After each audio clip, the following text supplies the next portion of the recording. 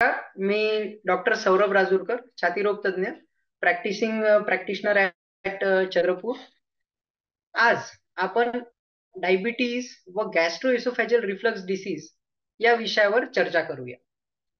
आज आपण जसं बघतोय, सर्वत्र डायबिटीजचा एपिडेमिक चालू आहे. आज आपण ऑलमोस्ट 10 पैकी ऑलमोस्ट 6 ते 7 लोकांना डायबिटीज हा आजार आपल्याला जडलेला दिसतोय. तर सर्वप्रथम आपण जाणून घेऊया डायबिटीज म्हणजे काय आणि आज का बरं आपल्याला गरज पडते की आपण इथे बसून हे डिस्कशन करतो. डायबिटीज हा एक असा आजार आहे ज्यामध्ये शरीरातील इन्सुलिन एक जे हॉर्मोन असतं त्याचं आयदर प्रोडक्शन कमी झालेलं असतं, म्हणजे ते शरीरात बनतच नाही, किंवा ते शरीरात बनतंय पण त्याचा जसा वापर व्हायला पाहिजे, ज्या ज्या अवयवांमध्ये इन्सुलिन जाऊन काम करायला हवं तिथे इन्सुलिन काम करत नाही. त्यामुळे शरीरातली जी शुगर लेवल आहे म्हणजे साखरची पातळी ही वाढलेली असते. त्यामुळे शरीरातले जे रक्त असतं त्यामध्ये साखर हे जास्ती असतं आणि साखर जास्ती झाल्यामुळे किंवा शुगर जास्ती झाल्यामुळे शरीरातली विविध अवयव जे आपली आहेत त्या प्रत्येक अवयवावर काही ना काही दुष्परिणाम होत असतात. कारण की जे आपल्या रक्तवाहिन्या आहेत किंवा ज्या आपल्या नसा आहेत त्यामध्ये या शुगरमुळे काही ना काही विपरीत परिणाम होत असतात. आणि जर आपण वेळीच या आजाराचं निदान नाही लावलं आणि या आजारावर प्रॉपर ती ट्रीटमेंट नाही घेतली तर हे आजार आणि जे विपरीत परिणाम आहे सगळ्या अवयवांवर ते हळूहळू वाढत जातात. तसंच आज आपण एक दुसऱ्या आजाराबद्दल बोलणार आहोत, त्याला म्हणतो आपण गॅस्ट्रो इसोफेजियल रिफ्लक्स डिसीज. सोप्या शब्दात सांगायचं तर आपलं हे असते अन्ननलिका किंवा अन्ननलिका असतं आणि एक पोट असतं. तर पोटातलं जेव्हा ऍसिड हे पूर्णपणे डायजेस्ट न होता ते रिफ्लक्स येतं. रिफ्लक्स म्हणजे ते पोटातनं वर येऊन, फॉर एक्झाम्पल हे पोट आहे आपलं, इथे जे दिसतं हे ऍसिड असतं, हे पोटातनं बाहेर येऊन ही आपली अन्ननलिका आहे. इथे जेव्हा येणं सुरू होतं त्याला आम्ही म्हणतो acid reflux disease, gastro oesophageal reflux disease. यामुळे काय होतं ही ऍसिड जी आहे ती गळ्यात आल्यामुळे किंवा अन्ननलिकेत आल्यामुळे त्या अन्ननलिकेवर इरोजन्स होतात, म्हणजे तिथे मायक्रो अल्सर्स तयार होतात. ते अल्सर्स तयार झाल्यामुळे या पेशंटला नेहमी मळमळ वाटणे, उलटी आल्यासारखं वाटणे किंवा अन्न गिळताना फार आग पडल्यासारखी वाटणे, जळजळ वाटणे, हे सगळे आजार निर्माण होतात. तर डायबिटीज आणि गॅस्ट्रो इसोफेजियल रिफ्लक्स डिसीज यामध्ये काय रिलेशन आहे हे आता आपण जाणून घेऊया. नॉर्मली असं बघण्यात आलंय की जे गटचे पेशंट असतात ते जनरली लठ्ठ असतात. लठ्ठ पेशंट मध्ये रिफ्लक्स डिसीज फार बघितला जातो, कारण की लठ्ठ पेशंट मध्ये पोटाचा भार जास्ती असतो. पोटाचा भार जास्ती असल्यामुळे एक त्याच्यावर प्रेशर पडतं. प्रेशर पडल्यामुळे अन्न पुढे पचत नाही किंवा ते पुढे जात नाही, त्याच्यामुळे ते बॅकफ्लो होतं. परंतु एक गोष्ट अशी देखील बघण्यात आली आहे की ठीक आहे, लठ्ठ लोकांमध्ये रिफ्लक्स जास्ती आहे, पण जो व्यक्ती लठ्ठ नाही आहे पण तो डायबिटिक आहे त्यामध्ये देखील रिफ्लक्सचं प्रमाण बरंच आढळलंय. आता याचे आपण कारण जाणून घेऊया. मी मगाशीच बोललो होतो की शुगर वाढली तर आपल्या नसा आणि रक्तवाहिन्या या कमजोर होतात. तर जेव्हा नसा कमजोर होतात तेव्हा एक प्रकारची आम्ही टर्म वापरतो, त्याला म्हणतात गॅस्ट्रोपॅरेसिस. गॅस्ट्रोपॅरेसिस म्हणजे जे आपलं पोट आहे, पोटांना ज्या नसांचा सप्लाय असतो तो प्रॉपर नसल्यामुळे पोटाची जी फॉरवर्ड गती आहे ती कमी होते. त्यामुळे जे आपण जेवण केलंय, जे अन्न आपल्या पोटामध्ये आहे त्याचा पुढे जाण्याचा वेग फार स्लो होऊन जातो. अन्न पुढे जात नाही, त्यामुळे ते अन्न पोटात जमा होतं. अन्न जमा झाल्यामुळे मग ते पुन्हा रिफ्लक्स येणं सुरू झालं. म्हणजे आपण काय बघितलं की पेशंटला शुगर होती, शुगर असल्यामुळे त्याच्या नसा कमजोर झाल्या, नसा कमजोर झाल्यामुळे त्याचं पचनक्रिया कमजोर झाली. पचनक्रिया कमजोर झाल्यामुळे त्याला रिफ्लक्सचं प्रमाण वाढलाय. हे झालं एक गॅस्ट्रोपॅरेसिस. त्याच्यानंतर असाच आणखी एक प्रकार असतो, त्याला आम्ही म्हणतो न्यूरोपॅथी, म्हणजे डायबिटिक न्यूरोपॅथी. आता आपण पर्टिक्युलरली रिफ्लक्स आणि डायबिटीज बद्दलच बोलतोय, पण मी सांगू इच्छितो की न्यूरोपॅथी ही शरीरातील प्रत्येक अवयवाला अफेक्ट करत असतो. म्हणजे शुगरमुळे डोळ्यांचे देखील नसा कमजोर होतात किंवा नस तिथल्या कमजोर होतात, त्याच्यामुळे डायबेटिक रेटिनोपॅथी म्हणजे डोळे पण कमजोर होतात. त्याच्यामुळे किडनीवर पण परिणाम होतो, त्याला डायबेटिक नेफ्रोपॅथी असं म्हणतो, म्हणजे किडनीज कमजोर होतात. त्याच्यानंतर जसं आपण आत्ताच बघितलं की शुगरमुळे पोटाच्या नसा पण कमजोर होतात आणि न्यूरोपॅथी पण होते. न्यूरोपॅथी झाल्यामुळे परत परत आत्ता जो आपण प्रकार बघितला की अन्न पचत नाही, अन्नाची फॉरवर्ड मुवमेंट होत नाही, रिफ्लक्स होत जातात आणि रिफ्लक्स झाल्यामुळे परत त्या पेशंटला गॅस्ट्रोइसोफेजल रिफ्लक्स डिसीज किंवा गॅस्ट्रायटिसचा त्रास हा वाढत असतो.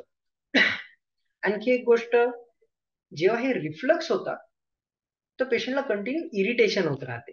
कारण की ती जी अन्ननलिकेची जी आपली आतमधनं कवरिंग म्हणा, ही स्मूथ असते, मऊ असते. ती ऍसिड वारंवार गेल्यामुळे तिथे ती रफ होऊन जाते आणि मग या पेशंटला रिफ्लक्स कफ येत असतो. म्हणजे वारंवार वारंवार ह्या पेशंटला खोकला असतो. हा खोकला पर्टिक्युलरली ड्राय बघायला मिळतो आपल्याला. म्हणजे बरेचदा आपल्याकडे पेशंट येतात, सर 1 महिना झाला खोकला आहे, एक्स-रे नॉर्मल आहे.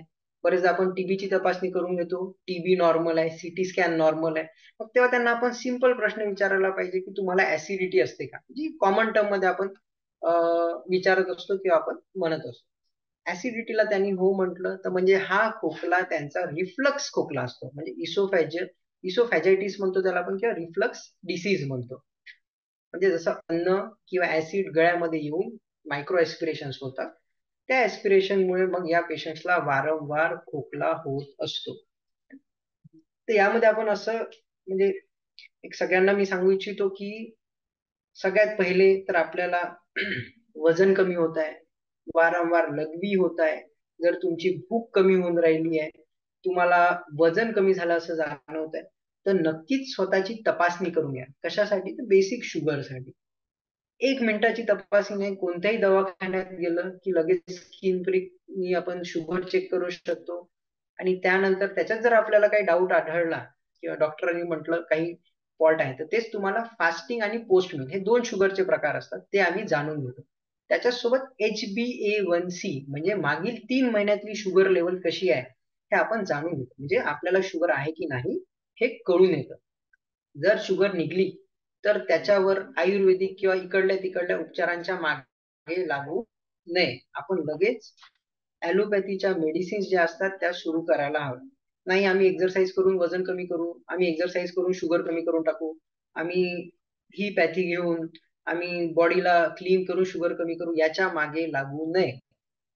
हे जर केलं तर आपले जे बाकीचे आपण आता डिस्कस केलं की डायबिटिक नेफ्रोपॅथी होते, डायबिटिक रेटायनोपॅथी होते, तुमचे डोळे कमजोर होणार, तुमचे लिव्हर कमजोर होणार, तुमच्या किडनीज कमजोर होणार, है ना? तर त्यामुळे शुगर जर डिटेक्ट झाली तर डिनायल मोडमध्ये न जाता आपण लगेच आपली ट्रीटमेंट सुरू करायला पाहिजे. आणि आजकाल फार छान छान मोडॅलिटीज आल्या. कमी किमतीमध्ये खूप छान मेडिसिन्स आहे. अशा खूप गोळ्या घ्याव्या लागत नाही. तुम्ही जेवढ्या लवकर सजग होऊन गोळ्या सुरू कराल, तेवढ्या लवकर तुमची शुगर देखील कंट्रोल होईल आणि तुमचे हे बाकीचे डिसीजेस देखील कंट्रोल होणार. हे झालं शुगरमध्ये. त्याच्यानंतर दुसरा आपला म्हणजे आपण जे डिस्कस करतोय, दुसरा आहे गॅस्ट्रो इसोफेजियल रिफ्लक्स डिसीज म्हणजे रिफ्लक्स होण्याचे कारण. त्याच्यात मगाशीच मी बोललो होतो, लठ्ठ लोकांमध्ये रिफ्लक्स आपल्याला फार बघायला मिळतो. तर त्याची ट्रीटमेंट कशी करायची किंवा आपण काळजी कशी करायला पाहिजे? सगळ्यात पहिले तर वजन कमी करणं. ठीक. वजन आता 1 दिवसात तर कमी होणार नाही. It is a slow process. तर जेवण झाल्यावर आपण वॉक करायला हवं. ॲट लीस्ट 30-40 मिनिट्स वॉक केले तर जे जेवलेलं अन्न आहे ते पचतं आणि वॉकिंगमुळे जे फॉरवर्ड मूव्हमेंट असते अन्नाची ती बऱ्यापैकी वाढत असते. त्याच्यानंतर जे लठ्ठ लोक आहेत त्यांना आम्ही सांगतो स्मॉल अँड फ्रिक्वेंट मील्स. म्हणजे तुम्ही एकाच वेळ एकदम गडगच्च पोट भरून न जेवता स्मॉल मील्स घ्यायला पाहिजे. लागत तर तुम्ही फ्रिक्वेन्सी वाढवू शकता. म्हणजे तुम्हाला अन्न पचन व्यवस्थित होणार आणि पचन व्यवस्थित झालं तर रिफ्लक्सचे प्रॉब्लेम स्वतःहून कमी होणार. त्यानंतर आपले घरगुती उपाय नाही करायचे. नाहीतर काय, ऍसिडिटी झाली म्हणून आपण थंड दूध पितोय, ऍसिडिटी झाली म्हणून निंबू पाणी पितोय, ऍसिडिटी झाली म्हणून आपण इनो पितोय. असं न करता आपण आपल्या डॉक्टरांकडे जाऊन आपली तपासणी करून घ्यायला पाहिजे. कारण की रिफ्लक्स हा जरी दिसायला साधा सिंपल एक इरोजन असतं अन्ननलिकेचं, परंतु आपण जर याच्याकडे 6 महिने वर्षभर दुर्लक्ष केलं तर त्या इरोजनचं रूपांतर अल्सरचं रूपांतर ग्रॅज्युअली कॅन्सर मध्ये होऊ शकतं.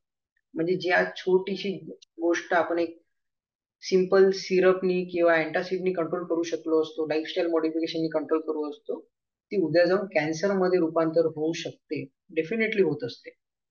तर असं होऊ नये म्हणून आपण वेळीच आपल्या लक्षणांकडे लक्ष द्यायला हवं आणि डॉक्टरांकडे जाऊन त्यांची ओपिनियन घेऊन आपण ट्रीटमेंट करायला हवी.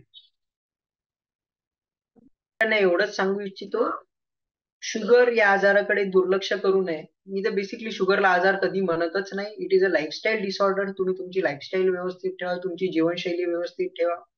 वेळेस प्रॉपर उपचार घ्या डॉक्टरांकडनं आणि हा फक्त गोळ्यांनी बरा होणारा आजार नाही. तुम्ही चांगल्या डॉक्टरकडे गेले, गोळ्या घेतल्या, पण आज तुम्ही 100 किलो, उद्या 150 किलोचे झाले, तर शुगर कधीच कंट्रोल येत नाही. प्रॉपर मेडिसिन्स, त्याच्यासोबत डाएट मॉडिफिकेशन, त्याच्यासोबत रेग्युलर एक्सरसाइज हा ट्रायड असतो. हा ट्रायड आपण फॉलो केला तर तुमचं शुगर कंट्रोल राहणार. शुगरमुळे जे दुसरे आजार तुम्हाला तुम्ही ओढावून घेत होते, किडनी, लिव्हर, लंग्स, हार्ट, जे हळूहळू तुमचं कमजोर झालं असतं, ते डेफिनेटली चांगलं राहणार. सगळ्यांना एकच राहील, मेंटेन हेल्दी लाईफस्टाईल, लाईफस्टाईल व्यवस्थित ठेवा. आपण काय खातो याकडे लक्ष द्या. जंक फूड खाऊ नका, व्यवस्थित अन्न घ्या आणि रेग्युलर योगा प्राणायाम करा आणि सगळ्या आजारांपासून दूर राहून नेहमी निरोगी राहा. थँक्यू.